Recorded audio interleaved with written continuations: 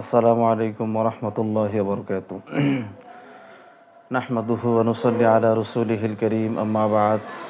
ফাকাদ ক্বালা রাসূলুল্লাহি সাল্লাল্লাহু আলাইহি ওয়াসাল্লাম, মান আসকা সাইমান সাকাল্লাহু মিন হাউজি শারবাতান লা ইয়াজমাউ হাত্তা ইয়াদখুলাল জান্নাহ, আও কামা ক্বালা আলাইহিস সালাতু ওয়াসসালাম।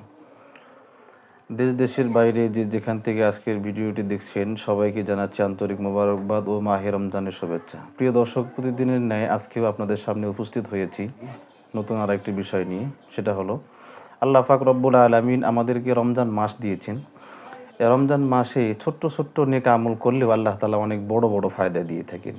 এই বিষয়ের দৃষ্টান্ত নিয়ে আপনাদের সামনে আজকে উপস্থিত হয়েছি।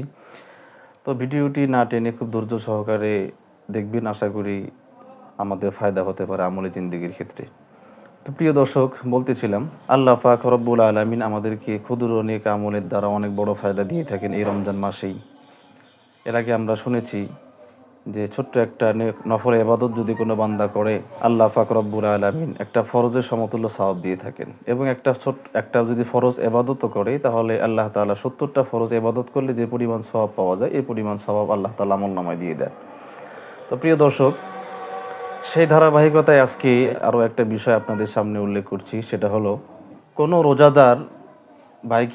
রোজাদারকে যদি ইফতার করানো হয়, তাহলে এই ইফতার করানোটা, যেই বান্দা ইফতার করাবে হাশরের ময়দানে, এই ইফতার করানোটা নাজাতের উসিলা হয়ে যাবে, মাগফিরাতের উসিলা হয়ে যাবে।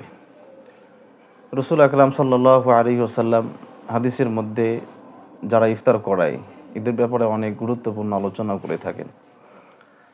একটা বর্ণনা আপনাদের সামনে পেশ করছি। সেটা হলো, ক্বালা রাসূলুল্লাহি সাল্লাল্লাহু আলাইহি ওয়াসাল্লাম, মান আসকা সাইমান সাকাল্লাহু মিন হাউজি শারবাতান লা ইয়াজমাউ হাত্তা ইয়াদখুলাল জান্নাহ।